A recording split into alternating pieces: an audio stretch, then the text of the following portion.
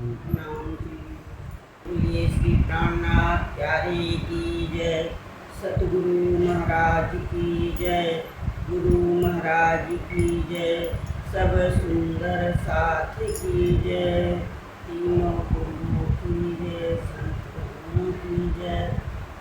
प्यारे सुंदर साथी, गुरु बनमालम नयन विशालम दुःखहरम चंद्रमानंद कंदम परमानंदम धरणीधरम वल्लभ घनश्यामम पूरण कामम अति अविरामम प्रीति परम भज नंद कुमारम सब सुख सारम वंश परम। जय जय के नंदनम समस्त पाप खंडनम सुभक्त चित्त रंजनम सदैव नंदनंदनम सुबाणु वेणु हस्तकम अनंग नंग सागरम। ऐसे नंद नंदन को बारंबार प्रणाम करते हैं।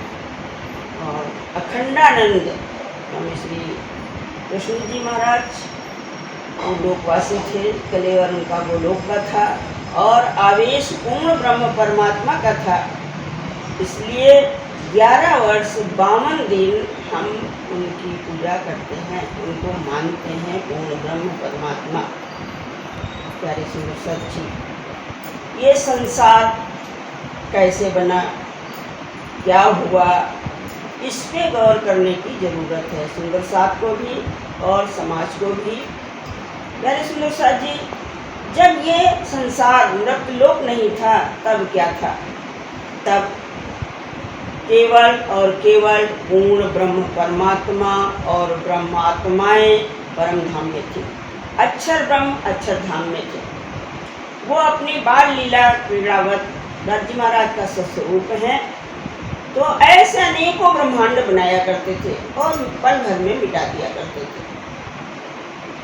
जब परम धाम में अक्षर ब्रह्म पूर्ण ब्रह्म परमात्मा के दर्शन के लिए जाते हैं और झरोखे से दर्शन करके वापस आते हैं, फिर और जाते गए 9.5 लाख योजन कोस की दूरी तय करके राज्य महाराज के दर्शन करते हैं और फिर परिक्रमा भी हो जाती है उनकी और दर्शन करके वापस आते हैं। चाहते तो वो पुल से जा सकते थे, परंतु नहीं, परिक्रमा करनी थी तो रोज दर्शन करके चले आते हैं। लेकिन राज्य महाराज ने सोचा कि ये ब्रह्मात्माएं खेल में लगी रहती हैं, आनंद में लगी रहती हैं, परंतु ये हमें नहीं समझ पाई आज तक।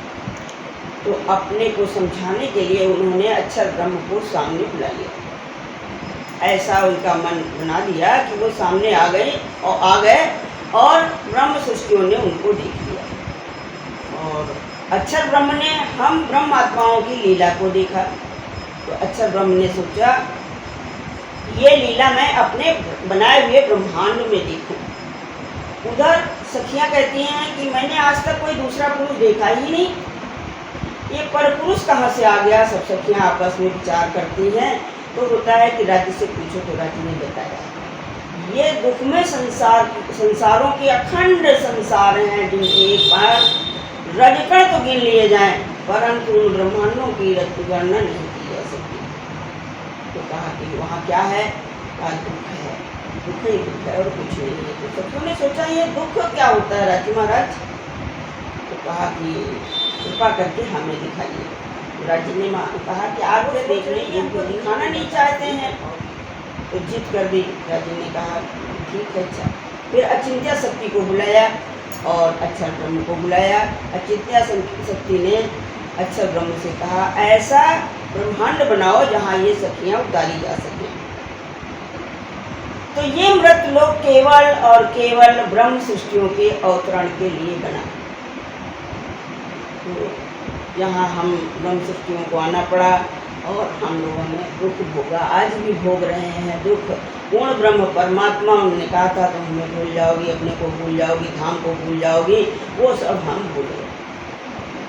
प्यारे सुंदर साथी, असंख्य ब्रह्मांड थे परंतु ये ब्रह्मांड नहीं था।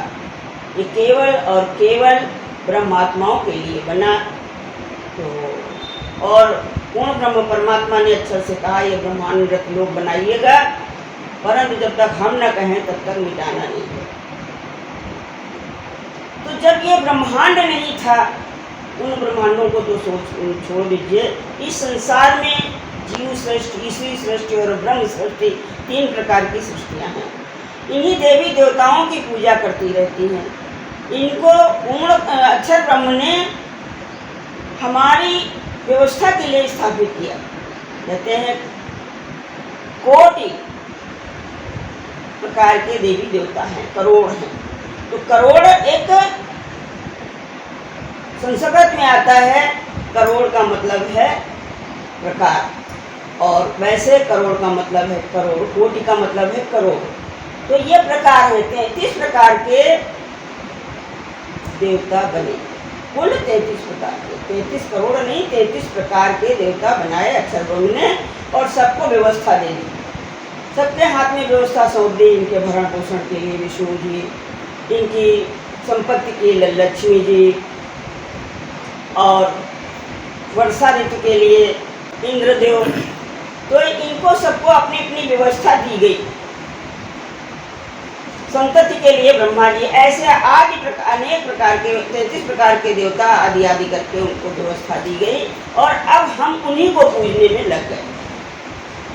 हमको संपत्ति की जरूरत है, लक्ष्मी जी। हमको भरण पोषण की, पेट की भरण पोषण की जरूरत है, विष्णु जी आदि की पूजा करते हैं। तो हमको कष्ट न हो इस संसार में, पर अपने को भूल गए। जब ये संसार नहीं था तब क्या था?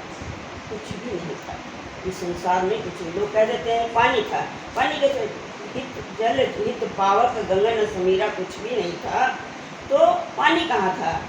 आकाश पाताल कुछ भी नहीं था। अंधकार प्रकाश, सूर्य चंद्र तारे गण कुछ भी नहीं थे, कुछ भी नहीं था। तब क्या था? तब केवल और केवल पूर्ण ब्रह्म परमात्मा और ब्रह्मात्माएं परम धाम में थी, और उनका सत्स्वरूप अक्षरधाम में था। यानी अक्षर ब्रह्म सत्स्वरूप है। वो अपनी बाल लीला क्रीड़ावत खेल किया करते थे। वो व्यक्त नहीं कर सकते हैं, बनाते हैं और मिटाते हैं, व्यक्त नहीं कर सकते, अव्यक्त रहता है। तो ये संसार बना।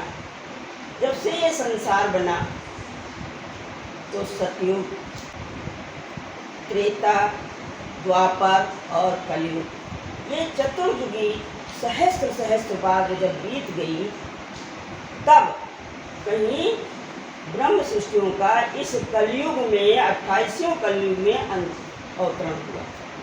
इतने दिन क्यों लगे? इस संसार को राज्य ने शुद्धिकरण के लिए लगाया।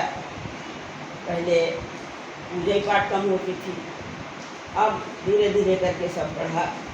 कलयुग में इसका बहुत विस्तार हुआ, तो इतने दिन इसका शुद्धिकरण भी लगा। कलयुग में वहाँ पे तपस्या, अक्षर ब्रह्म ने कहा कि वहाँ पे तपस्या करो। विष्णु ने, अखंड विष्णु ने जब कहा कि वहाँ पे तपस्या करो, ब्रह्मात्माएं अवतरित होंगी, तो उन लोगों ने कहा, ऋषियों ने, कहाँ करें? 88,000 ऋषियों ने अखंड विष्णु से कहा, कहाँ पे तपस्या करें, वह स्थान बताइए। अच्छा बताऊंगा। तो उन्होंने अपना चक्र सुदर्शन फेंक दिया।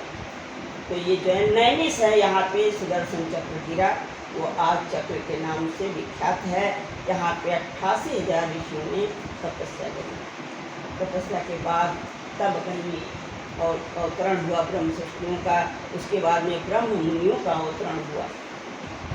ब्रह्म मुनि देवचंद जी महाराज आए, उनके साथ हम लोग आए, और आने के बाद ज्ञान उतरा। तब कहीं ब्रह्म सृष्टियाँ उसका थोड़ा सा अंश ले पाई हैं।